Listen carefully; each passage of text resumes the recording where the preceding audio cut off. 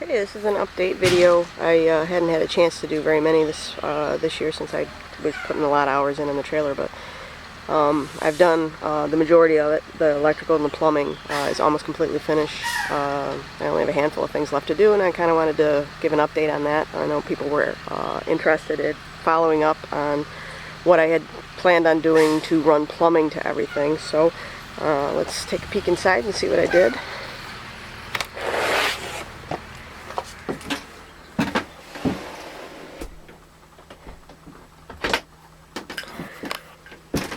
Alright, from here you can see I ran braided 3/8, or braided half-inch, braided half-inch lines from the pump, which is actually in there, and we'll go in through the belly, and you can see through the belly of the bed that all the plumbing and stuff is right there, and it's actually very easy to access from inside there, and that's a drop panel on the front as well, so you can get access from inside.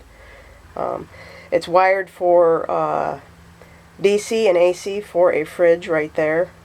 There's also, you can see the pump switch right there that turns the pump on and off. Right now I haven't hooked up a hot water heater. I do have one for it, but I haven't hooked one up for it in it yet, and I'm probably not going to, just because I'm not comfortable doing that myself. I read the instructions and I still don't feel like I want to do it, so I'm probably just going to keep it, but I don't know if I'll ever install it. Let me see, it's run by pump city water as well as by a hand pump. You can see the hand pump that's sitting up there, and all of that works really well. I just recently ran the copper to the stove. I need to finish doing the flares and joining that together there, and then up in the front and put the propane regulator on, and then I'll test that system out, and I'm going to do that Friday. Let me see what else. It also has a GFIC plug right there for coffee pots and stuff like that. What else did I do? Get this out of the way. This is the electrical area. You can see where the space is for the battery I have in the garage on a charger, just because I don't have anything hooked up in here yet for that, but it does work. I did have it hooked up once. That's the back of the electrical panel right there, and here's the front of the electrical panel right here. Whoops. And you can see the AC and the DC on it. Everything's labeled. I also have schematics that I drew up that show where all the wires are in the walls, and they're all, and if you can look here, I've actually labeled every run where you have access to it, and where you don't have access to it, you have drop panels to get access to it, so that you can, in case something happens, you can replace something. Or all the fittings, not fittings, but all of the wires are soldered together, just because that's kind of industry standard with RVs, is that you solder all of your stuff together when you're talking about the DC stuff. So all the DC wiring is soldered, labeled, and tagged, and you can see them even better in the underbelly.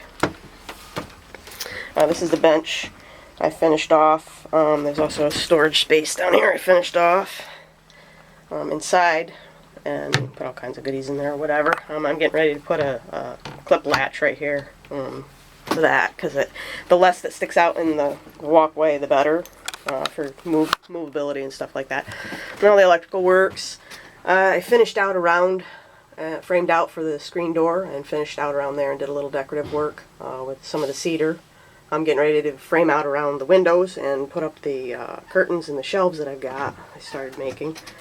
What else do I got? I've got long shelves just like that one that actually has rails that run across the front that match this pattern right here on this side, and they'll come all the way across here with this light.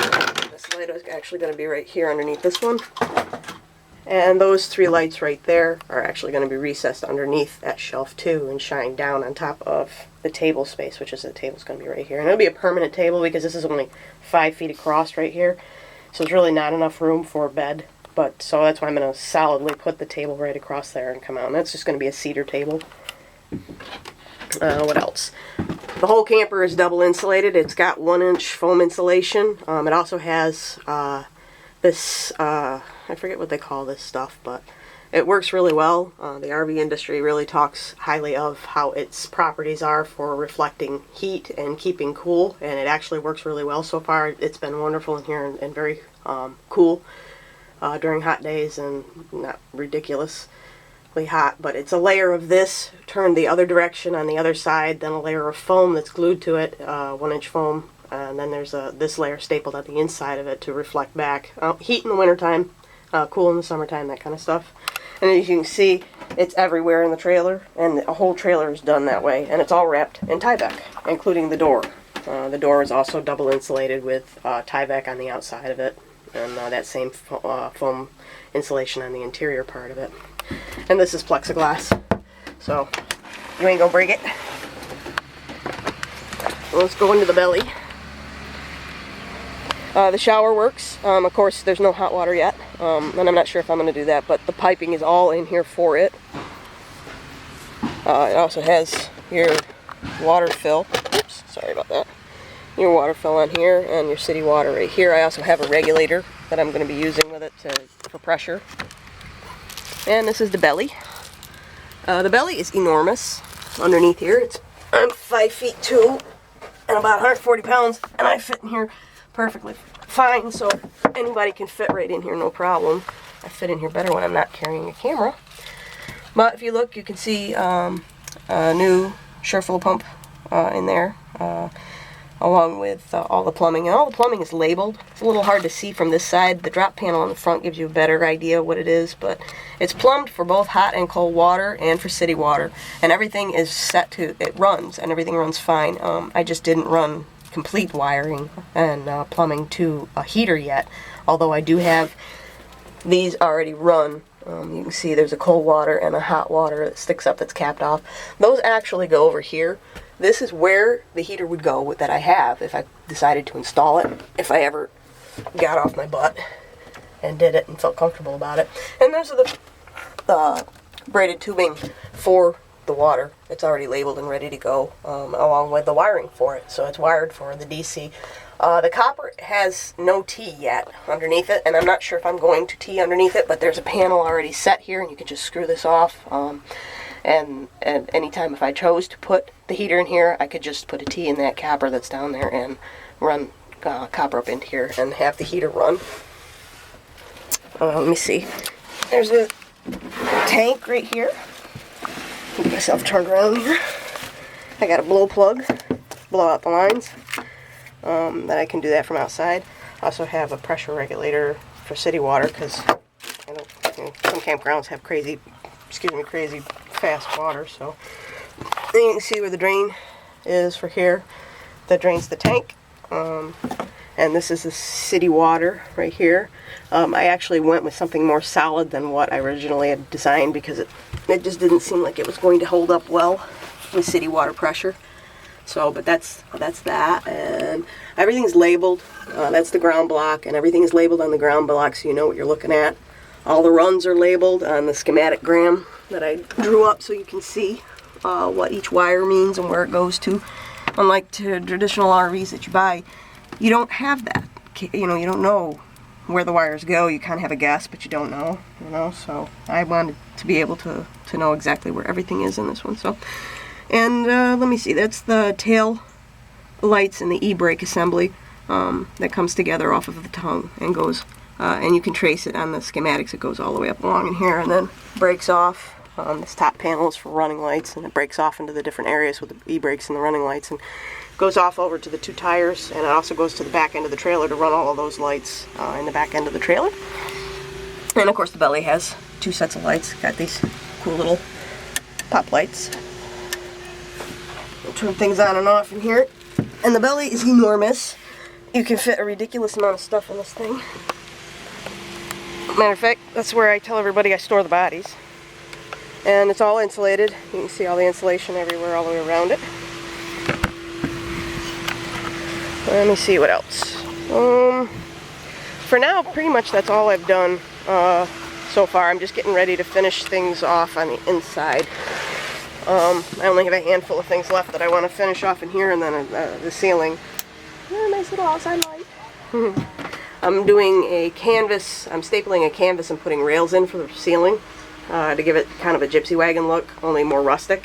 I also have more framing to do in the bed area, and of course I have all of those shelves that I want to put together, and the table I got to build, and all the cabinets I got to build, and the fridge I got to put in here. And I got to finish that. I got a lot to do, but that was what I wanted to do for an update, just so that you could see how far I'd come along with some of the plumbing. I know everybody was making comments that they wanted to see plumbing and how it goes. And this is actually, the plumbing itself is piped and wires right from there, and it comes up to here for the sink, and then off of that chute it goes all the way across over here and pops up to the shower, which is plumbed for both hot and cold water. Underneath, you can't see it now because I haven't dropped the panel, but in there where the pump is, the city water bypass works to pump water past that and will feed everything in the system past that. And the hand pump pulls directly from the tank itself, so you don't get any of that backflow pressure that you would normally get. I haven't finished the downspout yet and how I'm going to plumb it out, but I'm going to put pipe PVC all the way out, no tank underneath here because there's no room. This wasn't meant for it to have a tank, so I'm just going to run it right straight out the side of it. And then people can use dump tubes, or you can use runs. I'm going to actually just do a garden hose and let it run off to the side. We don't do much, you know, when it comes to that kind of stuff, so I'm not too incredibly worried about it. And this is, again, a cassette toilet, so everything is enclosed in here. It's got a 3-gallon water tank, or 5-gallon water tank, and a 3-gallon holding tank underneath it that pops out on wheels, and we'll go to the dump, and you can just do your business there and bring it back, and you're back in business again. It's just a chemical toilet.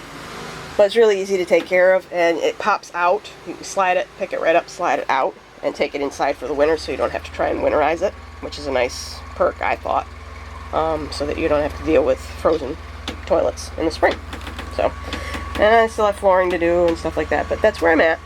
So there's my update, and stay tuned. I'll be doing a little more updates later on when I get closer to being finished with it, and then hopefully I'll have an update from a campsite somewhere by the end of this summer. I want to be done with this thing so that we can actually do some camping in it. So thanks very much for checking in, and if you have any comments or suggestions, I'm all ears. This is my first build, and anytime somebody could give me any input on what they've done and what's worked for them, I would love to hear it. It would help me out greatly, so feedback is greatly appreciated. Thank you.